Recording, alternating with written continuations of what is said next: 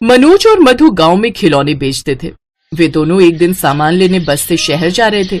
अचानक बस का एक्सीडेंट हुआ और दोनों हादसे का शिकार हो गए। उनकी दोनों बेटियां पिंकी और प्रिया अब अनाथ हो चुकी थी। मधु का भाई राकेश शहर में काम करता था। जब उसे खबर मिली तो वो अपनी दोनों भांजियों को लेने के लिए आ जाता है। राकेश का परिवार दूसरे गांव में रहता था। वो दोनों बच्चियों को लेकर घर पहुंचता है। आ गई तुम दोनों? आओ आओ, मैं तुम्हारा इंतजार कर रही थी। तुम दोनों यहाँ आराम से रहना। अब हम दोनों ही तुम्हारे माता पिता की तरह हैं। मामी, आप बहुत अच्छे हो। मम्मी पापा की बहुत याद आती है मामी। मम्मी पापा के जाने के बाद हम बहुत अकेले हो गए हैं। हम दोनों का मन नहीं लगता। कोई बात नहीं बच्चों, धीरे धीरे समय के साथ सब कुछ ठीक हो जाएगा। चलो अब तुम दोनों आराम कर लो। पिंकी और प्रिया पूजा के साथ कमरे में चली जाती हैं। ममता, मेरी दोनों भांजियों के लिए तुम्हारा व्यवहार देखकर मैं बहुत खुश हूँ। अब मेरी सारी चिंता दूर हो गई। अब मैं शहर में आराम से काम कर सकता हूँ। और तुम चिंता मत करो, मैं इन दोनों के भी खर्चे के पैसे भेज दिया करूंगा। तुम इन दोनों को खूब प्यार से माँ की तरह रखना। आप चिंता मत करो, आप शहर में आराम से काम करना। यहाँ मैं सब कुछ संभाल लूंगी। और वैसे भी अब तो माँ भी आने वाली है, वो मेरे पास ही रहेंगी। उनके आने से थोड़ा मन लग जाएगा। ये तो और भी अच्छी बात है। फिर मैं 1-2 दिन में शहर चला जाता हूँ। राकेश 2-3 दिन बाद शहर चला जाता है और पीछे से ममता की माँ, जो दूसरे गांव रहती थी, वो रहने आ जाती है। अब ममता का असली रूप सामने आता है। माँ, मैं स्कूल जा रही हूँ। हाँ हाँ बिटिया, जा, आराम से जाना। अच्छा मामी, हम दोनों भी जाएं स्कूल? हम दोनों भी तैयार हो गए हैं। तुम दोनों रुको, मुझे तुम दोनों से थोड़ा काम है। तुम दोनों बाद में जाना। जा पूजा, तब तक तू स्कूल पहुंच। ये दोनों आ रही हैं। जाओ दोनों रसोई में जाकर चाय और रोटी बना लो। माँ को दवाई लेनी है और मेरे घुटनों में दर्द है, मैं ज्यादा काम नहीं कर सकती। थोड़ी देर बाद स्कूल चली जाना। पिंकी और प्रिया उदास मन से रसोई में जाती हैं और चाय रोटी बनाने लगती हैं। इन दोनों को स्कूल भेजने की क्या जरूरत है? घर के काम करवाए कर, तू अकेली थोड़ी लगी रहेगी। नहीं माँ, स्कूल तो इन्हें भेजना ही पड़ेगा मुझे, नहीं तो इनके मामा को पता चल जाएगा कि ये दोनों स्कूल में नहीं पढ़ रही। पर मैंने कुछ सोचा है जिससे चित भी मेरी होगी और पट भी मेरी। ममता बहुत चालाक थी। वो जानबूझकर हर सुबह पिंकी और प्रिया को स्कूल के लिए लेट कर देती ताकि वो दोनों स्कूल से वापस आ जाए और घर के सारे काम करें। अब रोजाना स्कूल देर से जाने के कारण पिंकी और प्रिया की पढ़ाई पर बहुत बुरा असर होने लगा, जिससे टीचर भी उन्हें डांटने लगी। क्या बात है पिंकी और प्रिया, तुम दोनों बहनें रोजाना स्कूल देर से आती हो? ऐसा नहीं चलेगा। अगर तुम दोनों समय पर स्कूल नहीं आई तो तुम दोनों के मामा जी को मैं खबर कर दूंगी। मैडम जी, हमारे मामा जी को मत बताना, हम कल से टाइम पर आया करेंगे। पिंकी और प्रिया अपनी मामी से ये बात कहती हैं तो वो गुस्से में आ जाती है। अगर तुम्हारे मामा जी तक ये बात पहुंची कि तुम दोनों देर से स्कूल जाती हो तो वो मेरा कुछ नहीं बिगाड़ पाएंगे। तुम ही दोनों को डांटेंगे वो, और तुम दोनों का नाम स्कूल से कट जाएगा।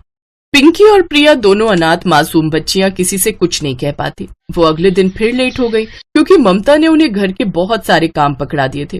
पिंकी और प्रिया स्कूल से वापस आते हुए एक पेड़ के नीचे बैठ गई और बहुत तेज रोने लगी। मम्मी पापा, आप हमें छोड़कर क्यों चले गए? आपकी तरह हमारा कोई ख्याल नहीं रखता। जब से मम्मी पापा गए हम दोनों बिल्कुल अकेले हो गए। हमारी कोई बात नहीं सुनता। भाभी हमसे घर के सारे काम करवाती है। हम स्कूल भी नहीं जा पाते। हम मामा जी को भी नहीं बता सकते। पिंकी और प्रिया जिस पेड़ के नीचे बैठी रो रही थी, उसी पेड़ के ऊपर एक जिन्न सो रहा था। पिंकी और प्रिया के रोने की आवाज से उसकी नींद खुल गई और वो पेड़ से नीचे आ गया। पिंकी और प्रिया उस जिन्न को अपने सामने देखकर घबरा जाती हैं। पिंकी और प्रिया जिन्न को सारी बात बताती हैं। दोनों मासूम बच्चियों की बात सुनकर जिन्न का भी मन भावुक हो जाता है। अच्छा तो ये बात है, मेरे पास तुम्हारी इस परेशानी का हल है। मैं तुम्हें जादुई स्कूल यूनिफॉर्म दूंगा, जिसे पहनते ही तुम स्कूल पहुंच जाओगी। इससे तुम्हें देर भी नहीं होगी। ये जादुई स्कूल यूनिफॉर्म पहनने के बाद तुम इस यूनिफॉर्म से जैसा कहोगी ये वैसा ही करेगी। तुम्हें खुद काम नहीं करने पड़ेंगे। अब सब कुछ इस जादुई स्कूल यूनिफॉर्म के आदेश पर होगा, और अगर किसी ने भी इस स्कूल यूनिफॉर्म को नुकसान पहुंचाने की कोशिश की तो उसे इसकी सजा मिलेगी। अच्छा, अब मैं किसी दूसरे पेड़ पर सोने जा रहा हूँ। तुम इस स्कूल यूनिफॉर्म को लेकर जाओ और आराम से रहो। जिन भैया, आप बहुत अच्छे हो। थैंक यू जिन भैया। जिन उन्हें जादुई स्कूल यूनिफॉर्म देता है और वहां से गायब हो जाता है। अब अगले दिन से पिंकी और प्रिया स्कूल यूनिफॉर्म पहनकर जैसे ही तैयार होती तो उनके कहने पर यूनिफॉर्म अपना जादू दिखाना शुरू कर देती। जादुई यूनिफॉर्म, हमारे लिए झट से चाय बनकर तैयार हो जाए। यूनिफॉर्म के जादू से चाय बन गई, हम सारे काम करवा सकते हैं। अब हम दोनों को स्कूल भेज दो। पिंकी और प्रिया झट से स्कूल के गेट पर पहुंच जाती हैं। अभी बच्चे जाना शुरू हो रहे थे। पिंकी और प्रिया टाइम पर स्कूल पहुंची थी और एक रात जब पिंकी और प्रिया सो रही थी तो ममता ने उनके सामान में जादुई स्कूल यूनिफॉर्म देख ली। अरे, मैंने तो इन दोनों को फटी पुरानी स्कूल यूनिफॉर्म पहनने के लिए दी थी। इन दोनों के पास ये इतनी नई और सुंदर स्कूल यूनिफॉर्म कहाँ से आई? जरूर इन दोनों ने ये स्कूल यूनिफॉर्म खरीदी होगी। मैं अभी ये स्कूल यूनिफॉर्म छुपा देती हूँ। ममता वो स्कूल यूनिफॉर्म छिपा देती है। अगले दिन पिंकी और प्रिया जब सोकर उठी तो उन्होंने देखा कि यूनिफॉर्म गायब है। वो दोनों परेशान हो गई और उन्होंने ममता से पूछा, मामी, हमारी स्कूल यूनिफॉर्म थी, आपने कहीं देखी है क्या? वो यूनिफॉर्म तुम्हें नहीं मिलेगी। पहले ये बताओ वो नई यूनिफॉर्म कहाँ से आई? तुम दोनों के पास इतने पैसे कहाँ से आए? हाँ, तुमने मेरे पैसे तो नहीं चुराए थे।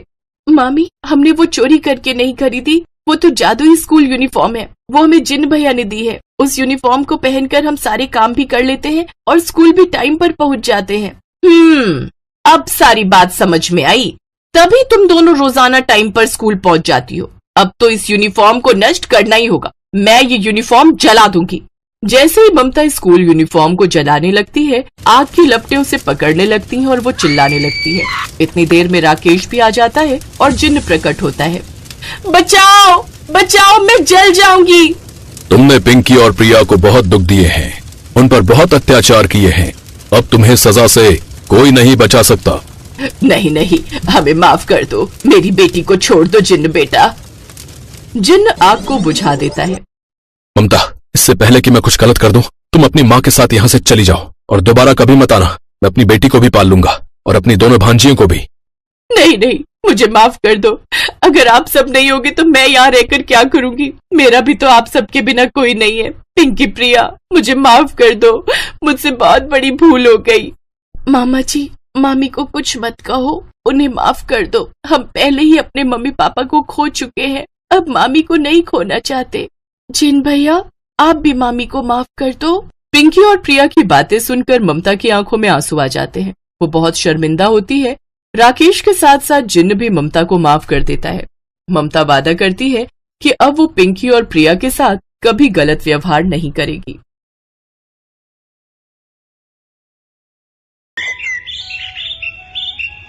चंदनपुर गांव में पल्लवी नाम की एक गरीब लड़की रहती थी। उसके पिता एक मजदूर थे और माँ घर संभालती थी। पल्लवी गांव के ही एक स्कूल में पढ़ती थी। पल्लवी की क्लास टीचर अनुराधा मैडम बहुत अच्छी थी। सभी बच्चे उससे बहुत प्यार करते थे, लेकिन उनका ट्रांसफर कहीं और होने के कारण आज स्कूल में उनका आखिरी दिन था। गुड मॉर्निंग मेरे प्यारे बच्चों, आज मेरा इस स्कूल में आखिरी दिन है। अब तुम्हारी नई टीचर नीलम मैडम तुम्हें पढ़ाएंगी। आप सब बच्चे बहुत अच्छे हो और खासकर पल्लवी तुम अपनी पढ़ाई मत छोड़ना। अच्छा, मैं चलती हूँ। आप सब बच्चे अपना ख्याल रखना और खूब मन लगाकर पढ़ना। अनुराधा मैडम, आप बहुत अच्छी टीचर हैं। आप बहुत अच्छा पढ़ाती हैं। हम सबको आपकी बहुत याद आएगी। आप प्लीज मत जाइए। हाँ मैडम, हम आपको बहुत मिस करेंगे। आप रुक जाइए ना प्लीज। बेटा, मेरा जाना जरूरी है। मेरा ट्रांसफर दूसरे स्कूल में हो गया है। मैं भी तुम सबको बहुत मिस करूंगी। अपना ख्याल रखना। Good bye. अनुराधा मैडम वहाँ से चली जाती हैं। उनकी जगह नीलम मैडम उस स्कूल में पढ़ाने आती हैं। नीलम मैडम बहुत ही गुस्से वाली और खड़ूस स्वभाव की थी। नीलम मैडम क्लास में आती है तो देखती है कि सभी स्टूडेंट स्कूल ड्रेस में थे, जबकि पल्लवी फटे पुराने कपड़ों में ही स्कूल में पढ़ने आती है। ए लड़की, इधर आ। तुम्हारी यूनिफॉर्म कहाँ है और तुम घर के कपड़े पहनकर क्यों आई हो? मैडम, बेचारी पल्लवी बहुत गरीब है। अभी इसके पास यूनिफॉर्म खरीदने के पैसे नहीं है और प्रिंसिपल मैम ने इसे कुछ दिनों के लिए छुट्टी दी है, इसलिए ये ऐसे ही पढ़ने आती है। जब इस गरीब की औकात नहीं है यूनिफॉर्म लेने की, तो फिर ये पढ़ने क्यों आती है? तुम गरीब होते ही गंदी नाली के कीड़े हो और वहीं ठीक लगते हो। अभी मैं तुझे बताती हूँ। यहाँ नीलम मैडम पल्लवी की खूब पिटाई करती हैं और उसे सजा के तौर पर क्लास से बाहर कर देती हैं। पल्लवी रोते हुए हाथ ऊपर करके खड़ी रहती है। पल्लवी गरीब थी, इसलिए उसकी नई क्लास टीचर उससे बहुत बुरा बर्ताव करती थी। गरीब कहीं की, तुझे कितनी बार कहा है क्लास में सबसे पीछे वाली बेंच पर बैठा कर? मैं तेरी शक्ल देखती हूँ तो सारा दिन खराब हो जाता है। बेचारी पल्लवी चुपचाप पीछे जाकर बैठ जाती है। नीलम मैडम का गुस्सा हर दिन स्कूल स्टूडेंट्स पर निकलता था, लेकिन पल्लवी को तो हर रोज उसका शिकार होना पड़ता था। हालात ऐसे हो गए कि अब तो पल्लवी को स्कूल आने में भी डर लगता था। ऐसे कुछ दिन बीतते हैं। अपनी टीचर के बुरे बर्ताव की वजह से पल्लवी एक दिन स्कूल न जाकर एक नदी किनारे बैठकर रोने लगती है। नीलम मैडम बहुत बुरी है, जब देखो हमें डांटती रहती है और मुझसे तो ऐसी नफरत करती है जैसे मैंने गरीब होकर कोई पाप कर दिया। काश कि मेरे पास कोई शक्ति होती तो मैं उन्हें अच्छा सबक सिखाती। तभी एक साधु वहां आता है और वो पल्लवी की बात सुन लेता है। बेटी, तुम उदास मत हो, मैं तुम्हें ऐसी जादुई शक्ति दूंगा जिससे तुम्हारे सारे कष्ट दूर हो जाएंगे। साधु उसे एक जादुई शक्ति देता है जिससे उसके हाथ जितना वो चाहे लंबे कर सकती है। बाबा ये तो चमत्कार हो गया। पल्लवी खुशी खुशी स्कूल जाती है और वहाँ जाकर ये बात सभी बच्चों को बताती है। कुछ देर बाद नीलम मैडम क्लास में आती है। वो जैसे ही ब्लैक बोर्ड पर कुछ लिख रही होती है तभी पल्लवी अपने लंबे हाथ बढ़ाते हुए उसकी पीठ पर चोटी काट देती है। नीलम मैडम पीछे मुड़कर देखती है, फिर वो ब्लैक बोर्ड की तरफ देखकर पढ़ाने लगती है। कुछ देर बाद पल्लवी फिर से उनकी पीठ पर चोटी काट देती है। लगता है कपड़ों पर चींटी चढ़ गई है। उफ, अब मुझसे तो नहीं पढ़ाया जाता। ऐसा करती हूँ, आज कुर्सी पर बैठकर आराम करती हूँ। वैसे भी इन गरीबों ने कौन सा पढ़ लिख कर कलेक्टर लग जाना है।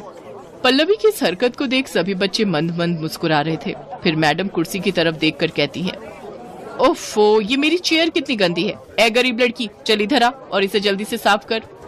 जी मैडम, लेकिन उसके लिए मुझे वहाँ आने की जरूरत नहीं। तभी पल्लवी अपने हाथ बढ़ाती है और चेयर तक ले जाती है और क्लास में सबसे लास्ट बेंच पर बैठे बैठे ही चेयर साफ कर देती है। उसके लंबे हाथों को देखकर नीलम मैडम डर जाती है। ये क्या है? घबराइए नहीं मैडम, ये मेरे लंबे हाथ हैं। दरअसल हमारे परिवार को वरदान मिला हुआ है कि जब भी कोई 8 साल का हो जाता है तो उसके हाथ अपने आप लंबे हो जाते हैं। ये कैसा वरदान है? नीलम मैडम डर के मारे स्टाफ रूम चली जाती है। अगले दिन जब वो क्लास में बच्चों को पढ़ा रही होती हैं। हाँ तो बच्चों, अब कौन ये मैथ का सम सॉल्व करके दिखाएगा? अरुण, तुम बताओ। पर मैडम, मुझे ये नहीं आता। नहीं आता तो सारा दिन स्कूल में करते क्या हो? मैं तुम्हें अभी बताती हूँ। वो डंडे से उसकी पिटाई करने ही वाली होती है कि तभी पल्लवी अपने लंबे हाथों को बढ़ाकर एक हाथ से डंडा और दूसरे हाथ से नीलम मैडम की गर्दन पकड़ लेती है। बचाओ बचाओ, रोको रोको, अपने लंबे हाथों को रोको। आज ये हाथ नहीं रुकेंगे मैडम। बोलो मैडम, आज के बाद किसी बच्चे को टॉर्चर करोगी, उसे मारोगी? आज के बाद अगर किसी को भी आपने परेशान किया तो आपके लिए अच्छा नहीं होगा। नहीं, मुझे माफ कर दो। मैं आपसे किसी को कुछ नहीं कहूँगी। मुझे माफ कर दो बच्चों। उस दिन के बाद नीलम मैडम सब बच्चों के साथ बहुत अच्छे से पेश आने लगी और खासकर पल्लवी से। उसे अब वो कभी कुछ नहीं कहती। पल्लवी के लंबे हाथों की वजह से आज सब बच्चों को नीलम मैडम के अत्याचारों से मुक्ति मिल चुकी थी।